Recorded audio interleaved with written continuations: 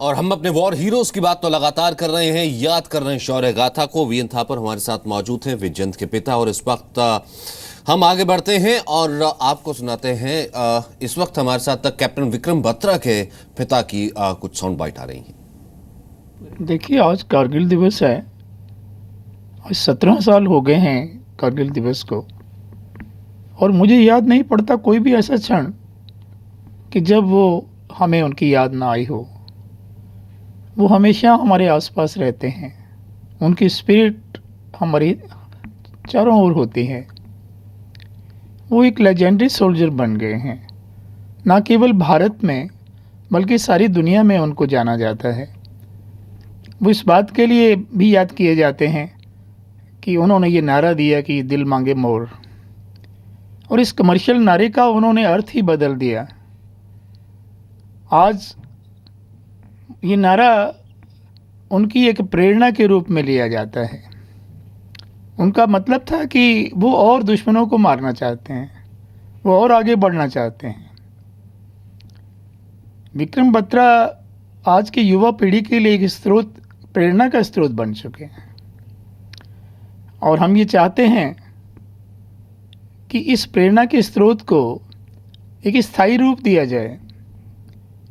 उनकी जो जीवनी है उसको ब्रीफ में सेकेंडरी लेवल की पाठ्यक्रम में डाला जाए, ताकि आने वाली पीढ़ियां उसको पढ़कर से उनसे प्रेरणा प्राप्त कर सकें। और इसी से ब्रिगेडियर सावंत, अगर मैं जोड़ना चाहूं, जो कि बत्रा जी कह रहे थे, ये दिल मांगे मोर, यानी कि एक मीनिंग ही इसका, इस कमर्शियल डायलॉग का उन्होंने बदल दिया। जिस तरीके से हमारे वॉर हीरो थे, और उसी का रिलेशन आप कहीं ना कहीं परमवीर चक्र विजेताओं से कर रहे थे कि वो जो भूख थी कि दुश्मन पर विजय पाने की, उस भूख के कारण ही तभी हम यहाँ पर मौजूद हैं। ऐसी शौर्य गाथाएं हैं आपके पास। जी हाँ, कैप्टन विक्रम बत्रा की कहानी अनुपम है। आप जब वो अस्वस्थ थे तभी उन्होंने कहा, नहीं, मैं युद्ध में जाऊंगा, रणभूमि में जाऊंगा और पाकिस्तानियों को नेस्त नाबूद कर दूंगा। और जैसा अभी उनके पिता ने भी कहा कि वो सदैव चाहते थे कि एक के बाद एक हम पहाड़ियां जीतते चले जाएं, और पूर्ण विजय उनका लक्ष्य था। तो ये लक्ष्य बहुत ही महत्वपूर्ण है। एक महत्वपूर्ण बात, उनकी पलटन 13वीं battalion Jammu and Kashmir rifles, उसमें 2 परमवीर चक्र विजेता इसी युद्ध में हुए, जो कि बहुत ही कम होता है। संभवतः इस युद्ध में तो अकेला ही ऐसा था कि 2 परमवीर चक्र विजेता एक पलटन से 13वीं battalion Jammu and Kashmir rifles, एक तो विक्रम बत्रा। अब विक्रम बत्रा यूँ तो कैप्टन थे, यंग ऑफिसर, नई उम्र के, जोश था, और उस जोश में वो बढ़ते चले गए। और जब उन्होंने एक पहाड़ी पर कब्जा किया, पाकिस्तानियों को हटाया, तो सीओ को जो रेडियो पर बताया, वायरलेस टेलीफोनी पर, तो कहा कि अभी तो हम जीत गए हैं, लेकिन ये दिल मांगे मोर, मैं और चाहता हूँ, और जीतना चाहता हूँ, जब तक कि पूर्ण विजय हमें नहीं मिलती है।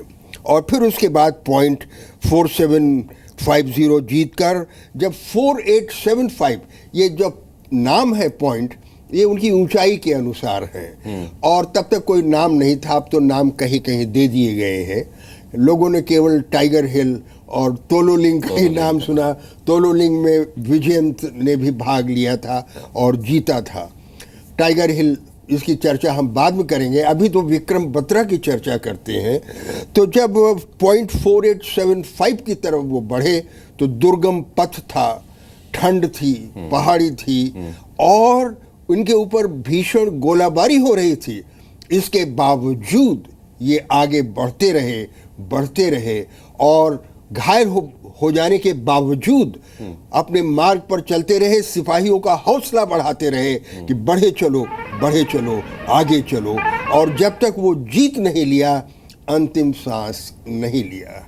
और उसी जीत के साथ उनके प्राण पखेरु उड़ गए। उन्होंने अंतिम सांस लिया, किंतु अपने लक्ष्य को प्राप्त किया। और ऐसी अद्भुत गाथाएं हैं थापर जी। लेकिन जब इसका जिक्र आता है कितना रणनीतिक तरीके से मुश्किल रहा होगा जब एक इस तरीके की पहाड़ी पर, जिसका हम देख रहे हैं कि ऊपर दुश्मन बैठा है और आपकी हर एक्टिविटी पर नजर रख रहा है, फिर भी आप ऐसी स्ट्रेटजी बना के ऊपर चढ़ रहे हैं, उसे कैप्चर कर रहे हैं। मैं तो इस वक्त स्टूडियो में हूं आपके साथ, वरना पिछले 16 साल से इस समय पे मैं उन्हीं पहाड़ियों में होता हूं। बिल्कुल, मुझे मालूम। और इस बार किसी वजह से मैं अगले महीने में जा रहा हूं। तो जो अल्फाज हैं, जो शब्द हैं, वो उस एरिया को डिस्क्राइब नहीं कर सकते। अगर वो इन पहाड़ों पर चले गए, इन दुर्गम घाटियों के ऊपर से गुजर के चले गए, तो कोई डिवाइन स्पिरिट थी जो उनको ले गई। जो हमारी आर्मी की ट्रेडिशंस हैं, जिनमें पहले इनके जो पूर्वजन थे, अरुण खेत्रपाल और बाकी लोग, उन्होंने एक ट्रेडिशन बना दी और एक रास्ता तय कर दिया जिस पे सबको चलना है। और अब विक्रम बत्रा, मनोज पांडे, विजयन थापर, इनकी जो सैक्रिफाइसेस हैं, इनसे वो रास्ता और भी मजबूत हो गया आने वाली पीढ़ी के लिए। तो मैं यही कहना चाहता हूँ, जैसे सावंत साहब ने कहा कि कमर्शियल लाइंस को अलग मेहनत दे दिया इन्होंने अपनी स्पिरिट के वजह से। अब विजयन की जो चिट्ठी थी, उनको पता था दुख तो होगा मेरे पेरेंट्स को जब मेरी मृत्यु की खबर मिलेगी, तो उसको लाइट करने के लिए उन्होंने एंड में क्या लिखा है, लिव लाइफ किंग साइज। वो भी एक कमर्शियल लाइन है, लिव लाइफ किंग साइज। मतलब कोई बात नहीं, जो होना था सो हो गया, but you carry on living life king size. Now that is the spirit which everyone must emulate. हमको सबको वो स्पिरिट जो है, वो जज्बा जो है कि उसको पता था कि मेरे जाने के बाद इनको दुख होगा, तो उस दुख को कैसे कम किया जाए, कुछ मजाकिया तौर पे, कुछ और तरीके से, कि इसको आप इतना सीरियसली मत ले लेना। और तभी नहीं, हास परिहास देखिए उनका कि जब आपको ये पत्र मिलेगा, अपने माता पिता से कहा, तो उस समय मैं अप्सराओं के साथ रहूंगा। तो आप ये देखिए कि हल्का करने के लिए, ताकि बोझ न रहे, उन्होंने अप्सराओं की चर्चा की। ऐसी बात है। और इस वक्त हम ये खबर ले सकते हैं, प्रधानमंत्री नरेंद्र मोदी ने विजय दिवस पर करगिल में शहीद सैनिकों को श्रद्धांजलि दी है। उन्होंने ट्वीट किया है, उनका ट्वीट हम आपको पढ़कर सुनाते हैं। कारगिल विजय दिवस पर भारत के लिए अंतिम सांस तक लड़ने वाले हर एक वीर सैनिक को नमन करता हूं। उनका वीरतापूर्ण बलिदान हमें प्रेरणा देता है। जिस निडरता से हमारे बहादुर सैनिकों ने घुसपैठियों को मुंह तोड़ और अविस्मरणीय जवाब दिया, उसे भारत कभी नहीं भुला पाएगा। 1999 में कारगिल की जीत सुनिश्चित करने वाले भारतीय राजनीतिक नेतृत्व की दृढ़ता पर हमें गर्व है। जिस वक्त ये अपने पूरे चरम पर थी और ये युद्ध जिसे कहते हैं कारगिल का, उस वक्त आपको क्या लग रहा था? क्योंकि पाकिस्तान की तरफ से इस तरह की बातें की जा रही थी, ऐसा कहीं ना कहीं आ रहा था कि जैसे वो सुनिश्चित होकर, आश्वस्त होकर के बैठे कि या तो कश्मीर हम ले लेंगे, वरना हमने कम से कम एक युद्ध तो हमने जीत लिया। लेकिन फिर मुंह की खानी पड़ी। जनरल मुशर्रफ जो उस समय पाकिस्तान सेना अध्यक्ष थे, ये उनका बनाया हुआ सब खेल था। उनकी स्ट्रेटजी थी कि जो राजमार्ग श्रीनगर से ले जाता है और जिससे सियाचिन को भी सप्लाईज जाती हैं, इसको काट दिया जाए। जो लाइफ लाइन कहा जाता है। जी हाँ, जो जीवन रेखा है, उसको काट दिया जाए ताकि कोई सप्लाईज न जाए, एम्यूनिशन न जाए, कुमुक न जाए, फौज न जाए। और इसीलिए उन्होंने जो स्थान चुना वो कारगिल से लगभग 60 किलोमीटर पहले श्रीनगर राजमार्ग पर द्रास है। अब द्रास का अपने आप में एक बड़ा महत्वपूर्ण स्थान है। एक तो विश्व का ये दूसरा सबसे ठंडा बसा हुआ स्थान है जहां लोग रहते हैं। मैं माफी चाहता हूँ, एक सेकंड में आपकी तवज्जो दिलवाना चाहता हूँ और अपने दर्शकों की भी। ये सीधी तस्वीरें जिसका जिक्र कर रहे थे ब्रिगेडियर साहब, द्रास से तस्वीरें आ रही। और एक बार पहले सुनने की थोड़ा कोशिश करते हैं, फिर जाहिर सी बात है आपकी नजरों से हम इसे देखेंगे और सुनेंगे। Now further ahead there are different other peaks as well, but there are two crucial positions that are still with the enemy here with Pakistan. So yes, they are still holding presence somewhat in some of the regions, but here at the Kargil War Memorial, हाँ, ये जैसा सचिन ने कहा, इस समय ये दृश्य आप देख रहे हैं और वहाँ पर लोग श्रद्धांजलि अर्पित कर रहे हैं। 8:30 पर आरंभ कर लिया था और general Gopal Gurung, corps commander lieutenant general Patial और army commander lieutenant general DS Hooda सभी ने, और अभी तो मैं देख रहा हूं कि जो वीर गति पाए सैनिक हैं उनके सगे संबंधी वहां पर पुष्पांजलि अर्पित कर रहे हैं, क्यों न हो। और जैसा परिवार भी वहां पर है और यह द्रास का वो स्थान है जहां पर युद्ध स्मारक बनाया गया। क्यों? क्योंकि द्रास से ही पाकिस्तान ने जो है हमारे ऊपर आक्रमण शुरू किया और तोलोलिंग, टाइगर हिल वहीं पर है और यहाँ पर भीषण युद्ध तोलोलिंग में हुआ जहाँ से हमारी जीत आरंभ हुई थी। तो इसीलिए यहीं पर ये युद्ध स्मारक बना। युद्ध स्मारक भी जो लाल रंग के पत्थरों से बना हुआ है और अपने आप में भव्य है, सरल है और आपको प्रेरणा देता है। क्यों प्रेरणा देता है? क्योंकि सैनिक की इससे अच्छी मृत्यु और कहाँ हो सकती है। तभी तो देखिए दूर दूर के गांव से, प्रदेशों से उनके सगे संबंधी आए हुए हैं जो इस समय पुष्पांजलि अर्पित कर रहे हैं। और पुष्प की भी तो यही अभिलाषा है, जैसा माखनलाल चतुर्वेदी ने कविता में लिखा कि फूल की क्या अभिलाषा है, ये नहीं कि मैं सुरबाला के गहनों में गूंथा जाऊं, ये नहीं कि मैं ऐसे सुंदरियों के पास रहूं, बल्कि पुष्प की अभिलाषा है कि मुझे तोड़ लेना हे वनमाली, उस पथ पर देना फेंक जिस पथ पर जाएं वीर अनेक। क्यों जाएं?